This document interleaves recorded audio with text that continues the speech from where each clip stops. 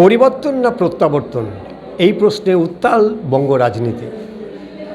উত্তর 24 পরগনার সদর বারাসাত বিধানসভাবাসীর এবারে দাবি ছিল ভূমিপুত্র, কিন্তু শেষ পর্যন্ত দেখা গেল বহিরাগত একজন প্রার্থীকে তৃণমূল কংগ্রেস প্রার্থী হিসাবে এখানে তাদের প্রার্থী করেছে। আর এখান থেকেই সাধারণ মানুষের মধ্যে একটা কিছুটা হলেও তাদের মধ্যে কিছুটা ক্ষোভ জন্মেছে বলে আমাদের কাছে খবর। একদিকে বহিরাগত প্রার্থী, অন্যদিকে দল বদলু বলতে যা বোঝায়, অর্থাৎ তৃণমূল থেকে বিজেপি থেকে আবার তৃণমূল। এই প্রার্থী বিজেপি এখানকার যিনি এবারে দাবিদার শঙ্কর চ্যাটার্জি, তাকে কোনো বাড়তি প্রচারের সুবিধা দিল বলে মনে করা হচ্ছে, কি বলেন আপনি? দেখুন, আমি শুরু থেকেই বলছি যে বারাসাতের বাসীদের এবং তৃণমূলের দলের একটা ডিমান্ড ছিল যে ভূমিপুত্রকে প্রার্থী করতে হবে। শাসক দল সেই সম্মানটা রাখেনি, তার এক প্রকার দলকে এবং বারাসাতবাসীকে অসম্মান করেছে, তাদের আহত করেছে। তারা ভূমিপুত্র দেয়নি, দিয়েছে একজন সিন্ডিকেট রাজের জনক এবং বহিরাগত দল বদলু তাকে প্রার্থী বানিয়েছে। তাতে বারাসাতবাসী অসন্তুষ্ট হয়েছে এবং বিজেপি দল, ভারতীয় জনতা পার্টি, আজকে বারাসাতে ভূমিপুত্রকে প্রার্থী বানিয়েছে। তাতে এলাকার জনগণ বেজায় খুশি। তারা বুঝতে পারছে 15 বছর যে বিধায়ক বস্তু কে কী খায় না মাথায় দেয় তারা জানতে পারেনি। তারা দীর্ঘদিনে ডিমান্ড করেছিল যে এবার ভূমিপুত্র দেওয়া হোক, সেটা দেয়নি। তারা পেয়েছে, ভারতীয় জনতা পার্টির ভূমিপুত্রকে পেয়েছে, তারা আশ্বস্ত হয়েছে ডাকলেই পাওয়া যাবে। ফোন নাম্বার আমার অ্যাভেলেবেল 24 ঘন্টা, যখন ডাকবেন তখনই আমি আসবো। এটা কি আপনাকে কোনো বাড়তি সুবিধা দিল প্রচারের জন্য? একদিকে দল বদলু বলে তাকে কটাক্ষ করা হচ্ছে, অন্যদিকে বহিরাগত, এই দুটো বিষয় কি আপনাকে কোনো বাড়তি অ্যাডভান্টেজ দিচ্ছে? এতে বারাসাতবাসী স্বস্তিতে এসছে, স্বস্তি পাচ্ছে এবং আমিও স্বস্তি পাচ্ছি, আমার দলও স্বস্তি পাচ্ছে যে এবার লড়াইটা ভূমিপুত্র বনাম সিন্ডিকেট রাজ জনক এবং বহিরাগত লড়াই হবে।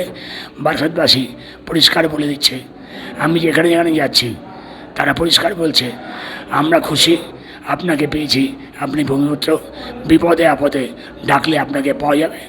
আমিও কথা দিয়েছি যখন ডাকবেন তখন আমি হাজির হয়ে যাব, যে কোনো বিপদে আপদে সর্বদা আপনাদের পাশে থাকার অঙ্গীকার আমি করছি।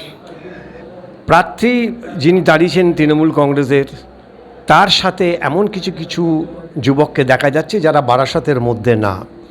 বেশ কিছু জায়গায় অভিযোগ উঠছে যে এরা খুব দাগী এবং এদের বিরুদ্ধে অনেক অভিযোগ রয়েছে। এই বিষয়টি আপনার কাছে কতটা অবগত, বা আপনি কতটা অবগত, বা এই নিয়ে আপনি শীর্ষ মহলে জানিয়েছেন কিনা? দেখুন, টিএমসি যে ক্যান্ডিডেট তার সম্বন্ধে একটা ব্যাপক প্রচার আছে দলের মধ্যে, প্লাস বারাসাতবাসীর কাছে। তিনি নাকি সিন্ডিকেটের জনক, সিন্ডিকেট রাজ তিনি প্রতিষ্ঠা করেছিলেন নিউ টাউনে।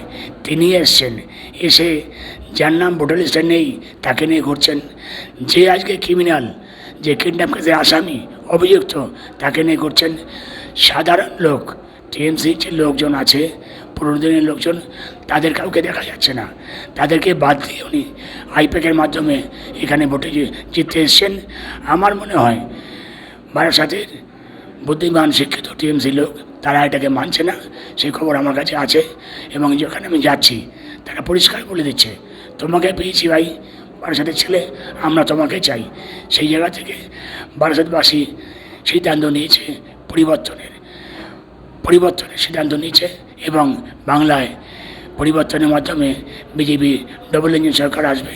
সেই ব্যাপারে বাংলা জুড়ে বারাসাত বাদ নেই, সবাই সিদ্ধান্ত নিয়েছে আমরা এবার বিজেপি প্রার্থীকে জেতাবো, 50,000 অধিক ভোটে জেতাবো, তারা ডিটারমেন্ট হয়ে আছে। আপনি যদি যেতেন, বারাসাতে কোনটাকে অগ্রাধিকার দেবেন? নারী সুরক্ষা, নারী নিরাপত্তা, ডাম্পিং স্টেশন, রাস্তাঘাট, ফুটপাথ, ড্রেনের ব্যবস্থা, আলো, এইগুলো আমার প্রাথমিক দায়িত্ব হবে। এবং একটা সুন্দর মডেল শহর, ঐতিহাসিক শহর বারাসাত, একটা সুন্দর মডেল শহর তৈরি করব আমি, এটা আমি সংকল্প নিয়েছি। এবং আমি মানে পরিষ্কার বলতে পারি যে আমি সেই কাজটা করতে সার্থক হব, সফল হব। শেষ প্রশ্ন, জেতার ব্যাপারে আপনি কতটা আশাবাদী? দেখুন, একদিকে হচ্ছে তৃণমূলের প্রার্থী আর একদিকে বিজেপি প্রার্থী।